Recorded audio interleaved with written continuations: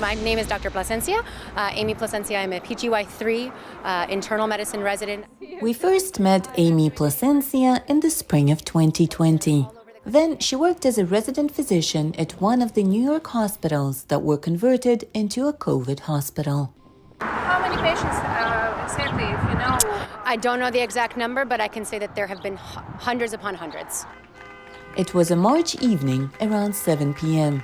Dr. Plasencia was working on a patient in the intensive care unit, and that's when she heard the applause for the medical workers for the first time. Every evening since then, people would applaud the medical staff that helped save lives at the hospital. A new kind of music, the pandemic kind.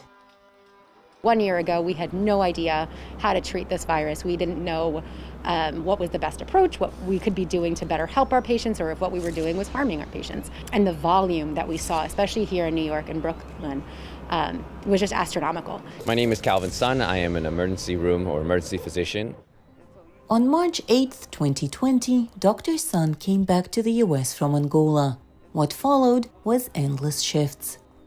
How many hours or days you spent during the March and April? Yeah, I lost count. Hi, my name is Dr. Robert Gore, and I'm an emergency physician here at SUNY Downstate Medical Center. For almost 3 months, Dr. Gore lived away from his family because he was too afraid to infect his wife and children with COVID-19.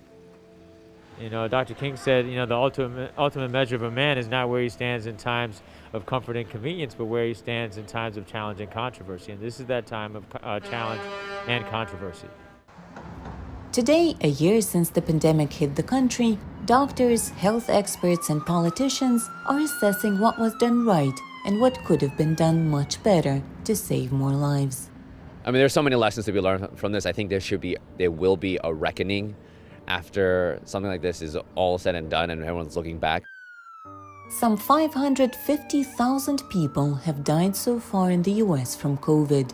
For years to come, New Yorkers will remember those who passed away, unable to fight the virus, and the thousands of those who risked their lives every day to save them.